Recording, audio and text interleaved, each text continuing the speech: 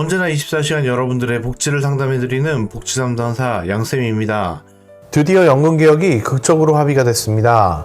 무려 18년 만에 연금개혁은 더 내고 더 받는 것이 핵심인데요. 가입자가 매달 내는 보험료율은 9%에서 13%로 28년 만에 오르고, 은퇴 후 수급 연령에 도달해 받는 연금은 은퇴 전 평균 소득의 40% 수준에서 43%로 상승하게 됩니다. 연금개혁으로 노령연금은 언제부터 반영되고 보험료율은 얼마가 인상되는지 오늘 영상에서 자세하게 설명드리겠습니다. 복지24 상담센터 지금 상담 시작합니다. 국민연금은 노후를 대비하기 위한 중요한 제도인데요. 하지만 저출산, 고령화가 빠르게 진행되면서 연금기금이 고갈될 위기에 처해 있었습니다. 현재대로라면 2056년 국민연금기금이 소진될 것으로 예상이 되었습니다. 그렇다면 이번 연금개혁은 구체적으로 어떤 변화를 가져올까요? 이번 연금개혁안에서 가장 중요한 변화는 다음과 같습니다. 첫째, 보험료율이 인상됩니다. 현재 9%에서 13%로 단계적으로 인상됩니다. 2025년부터 2033년까지 매년 0.5%씩 오르게 되며 2033년이면 최종적으로 13%에 도달합니다. 둘째, 소득 대체율이 증가합니다. 연금 수급 시 받는 연금액이 평균 소득의 40%에서 43%로 상향됩니다. 이를 통해 노후 소득 보장이 보다 강화될 예정입니다. 셋째, 연금 지급 보장 기간이 연장됩니다. 기금 운용 수익률을 높이면 연금 지급 기간이 기존 예상보다 15년 더 늘어나 2071년까지 지속 가능할 예정입니다. 넷째, 출산, 군복무 크레디트가 확대됩니다. 출산과 군복무 기간을 연금 가입 기간으로 인정하는 혜택이 확대됩니다.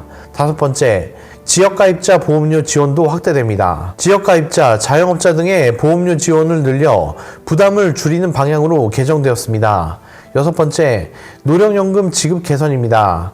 현재 노령연금, 국민연금은 만 60세부터 수급할 수 있었지만 1차 연금 개혁을 통해 2033년까지 만 65세로 상향 조정 중입니다. 이번 개혁 이후에도 노령연금 수급 개시 연령은 65세로 유지가 됩니다. 2025년 이후 개혁안이 적용되면서 연금액이 소득 대체율 상승 40%에서 43%로 인해 증가하게 됩니다. 예를 들어 평균 월 소득이 309만원 가입자가 40년 가입 후 연금을 받게 되면 기존보다 9만원 많은 약 133만원을 받게 됩니다. 다음으로 연금개혁이 저소득층에 미치는 영향입니다. 기초생활수급자 및 차상위 계층은 어떤 영향을 받을까요? 기초연금과 국민연금을 함께 받을 수 있으며 보험료 지원이 확대되어 국민연금 가입이 보다 유리해집니다. 연금 보험료 지원이 늘어나 저소득층도 연금 가입을 유지하기가 쉬워집니다. 향후 기초연금 지급액 인상 가능성도 있어 추가적인 혜택이 예상됩니다. 다음으로 연금보험료 상승 부담에 대해서 설명드리겠습니다. 직장 가입자의 경우 보험료율 인상분의 절반을 회사가 부담하게 됩니다. 지역 가입자의 경우 정부가 추가 지원을 확대하는 방향으로 개정되었습니다. 다음으로 연금개혁이 실제 반영되는 시기, 향후 1년, 5년 뒤의 변화를 설명드리겠습니다. 2025년부터 연금보험료율이 9.5%로 인상되며 이후 매년 0.5%씩 증가합니다.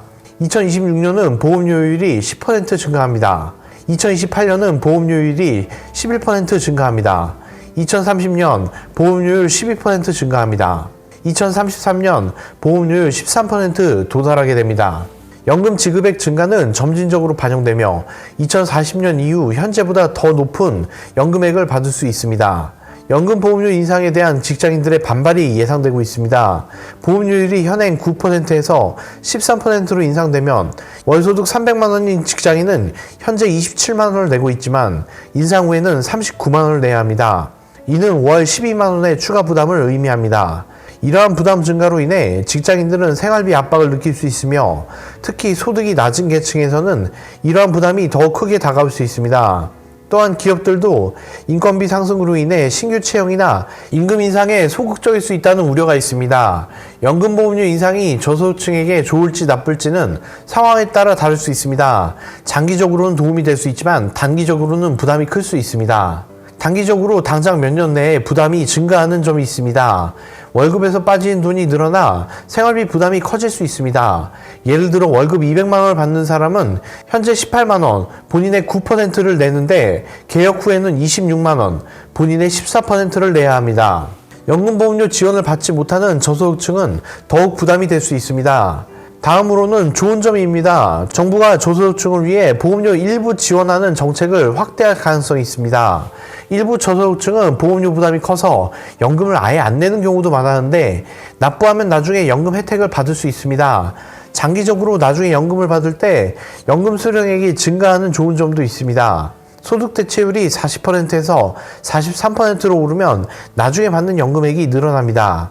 현재 국민연금은 오래 가입할수록 연금액이 많아지는데 저소득층도 꾸준히 납부하면 노후에 기초생활보장제도에 의존하지 않아도 될 가능성이 커집니다. 다음은 주의해야 할 점입니다. 기초연금 생계급여 조정이 가능할 수 있습니다. 국민연금이 많아지면 기초연금, 현재 월 32만원과 기초생활보장 생계급여가 줄어들 가능성이 있습니다. 즉 국민연금이 올라도 실제 생활에 도움이 되는 금액이 크지 않을 수 있습니다. 결론적으로 저소득층에게 좋은가 나쁜가? 단기적으로는 부담이 클 가능성이 큽니다. 월급에서 떼는 돈이 많아져 생활이 더 빠듯해질 수 있습니다. 장기적으로는 노후에 연금을 받을 수 있어 긍정적입니다. 연금을 꾸준히 납부하면 노후 소득이 보장될 가능성도 높아집니다. 정부의 지원이 관건입니다. 저소득층이 보험료를 내기 어려운 경우 정부 지원이 충분하지 않다면 오히려 더 힘들어질 수 있습니다. 결론적으로 정부가 저소득층 지원 대책을 강화한다면 도움이 될 수 있지만 그렇지 않다면 부담이 더욱 커질 수 있습니다. 따라서 연금보험료 인상에 대해 직장인들의 반발이 존재하며 이러한 우려를 해소하기 위한 정부의 추가적인 지원과 대책이 필요합니다. 마지막으로 연금개혁 앞으로의 과제입니다. 하지만 이번 개혁이 완벽한 해결책은 아닙니다. 여전히 노인 빈곤율이 높아 추가적인 지원책이 필요하다는 목소리가 있습니다. 기금 운용 수익률을 높여 연금 지급을 더욱 안정적으로 만들 필요가 있습니다. 향후 국회 연금특별위원회에서 추가적인 개혁 논의가 진행될 예정입니다.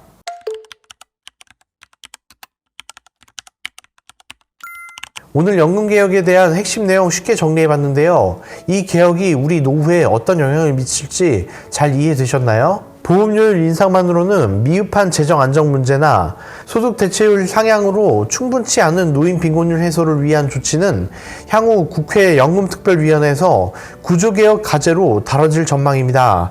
추가로 들어오는 소식이 있으면 빠르게 전달드리겠습니다. 정부에서 지원받을 수 있는 내용들 하나하나 꼼꼼하게 챙겨보실 수 있는 방법, 신청하지 않으면 못 받는 정부 혜택들 복지24 상담센터에서 항상 챙겨드릴 테니까요.